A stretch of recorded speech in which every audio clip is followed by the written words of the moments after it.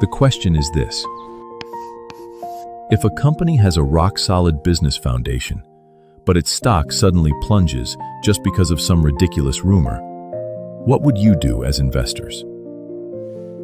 If the underlying numbers haven't changed and its intrinsic value is still the same, Go on. to everyone else, it looks like a crisis. To me, it's a bargain. The perfect time to buy.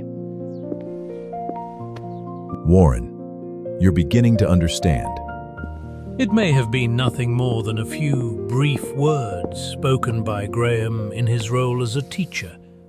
But for Warren, it was proof that he was on the right path. Life at Columbia for Warren.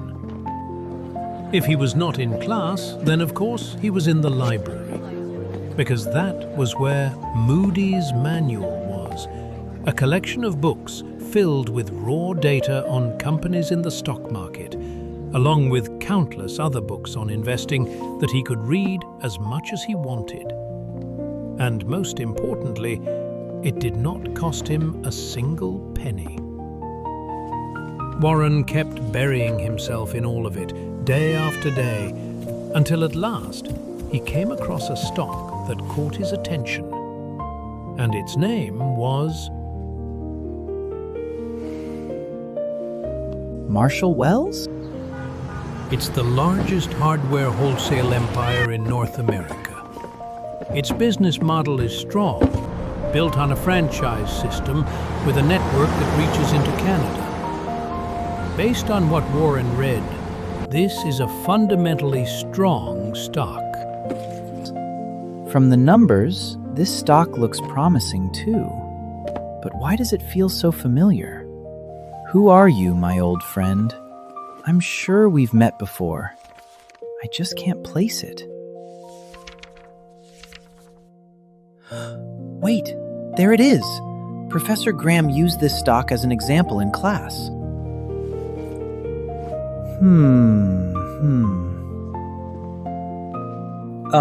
Excuse me, ma'am. If you know it's a bother, why ask? Sorry. All right, what do you need? I wanted to ask something. Yes? Well, it's just, Go on, spit it out. if I wanted to know what stocks different funds are investing in, is there a way to find that information? Oh, is that all? Listen, kid, this is a university library, not Wall Street. You know, no matter how much fund managers try to keep their secrets, in the end, they still have to report everything to the IRS and their shareholders. Then where can I find that information? Come here.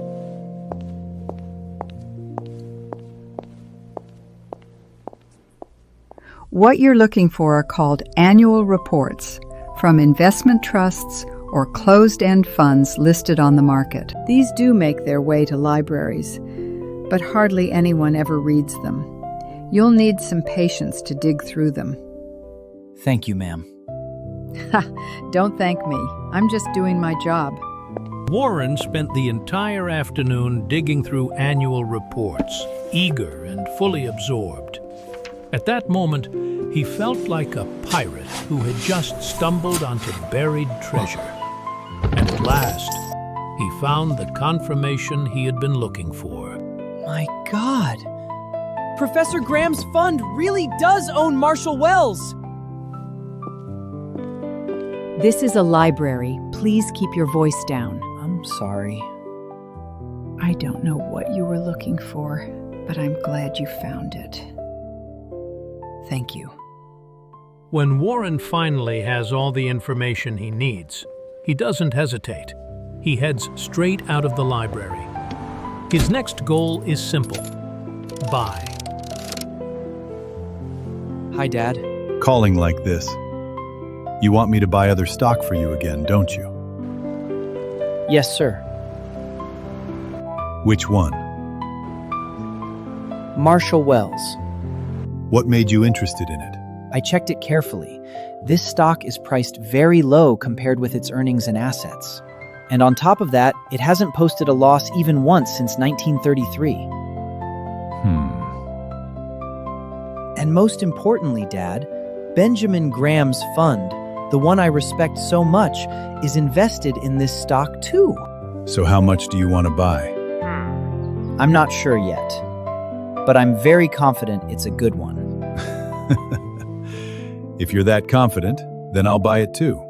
After going back and forth over it several times, father and son decided to invest in Marshall Wells, $2,500 each, to buy 25 shares of Marshall Wells. And that was the beginning of the question that was about to follow. A few months after buying the stock, Warren received a letter inviting him to attend the shareholders meeting in Jersey City. So he decided to skip class and go to the meeting.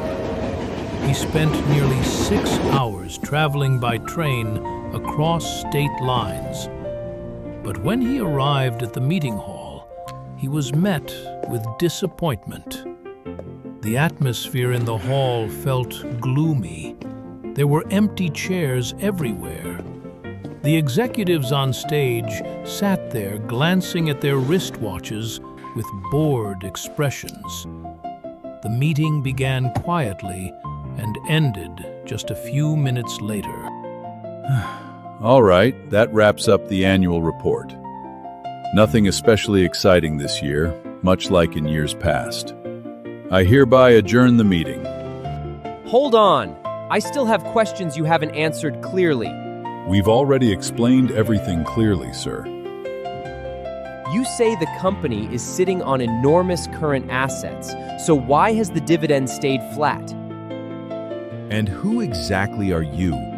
Asking petty key questions like this? Are you trying to disrupt the meeting and waste everyone's time? My name is Walter Schloss. I represent the Graham-Newman Corporation. We are here as part owners of this company. And as shareholders, we have the right to know whether every dollar we invested is being used openly and honestly. Warren looked at Walter with a kind of excitement he had never felt before. To him, this man was Graham's direct protégé, giving him a front-row demonstration of how to protect capital. After being pressed and cornered by Walter's barrage of questions and facts, in the end, the executive had no choice but to give in. Fine. Since you insist the information in the report is unclear, we will update the full asset details in a revised report, and we will send the complete documents to every shareholder within the week. When the meeting ended, a dignified older man suddenly walked up and started talking to Warren. You really filled that notebook up, kid. Looks like you're seriously interested in Marshall Wells. Yes, sir. I'm trying to gather every piece of information I can. You look hungry. Want to grab a bite? Sure, sir. I'd like to know what a young man like you sees in a company this dull. This older man was named Louis Green, just an ordinary investor. They chose a simple little restaurant near the meeting hall. After ordering their food, the two of them introduced themselves and chatted. Everything was going well, until... Warren, tell me, what was the real reason you decided to buy this stock? Because Benjamin Graham owns it in the Graham-Newman portfolio, sir. He teaches at my university, and I'm sure he's brilliant. Strike one. Did I do something wrong? You didn't do anything wrong, Warren. That's the problem. You didn't think for yourself. If the only reason you bought this stock was because you were copying someone else's homework, then that means you never used your own mind. You're nothing but an amateur investor, breathing through someone else's judgment. If Graham changes his mind and dumps the stock tonight, what are you going to do? Just sit there and watch the money in your pocket disappear? Burn this into your head. Never buy a stock just because someone else bought it. That meal became the bitterest one Warren had ever tasted. Louis Green's words rang in his head like a warning bell.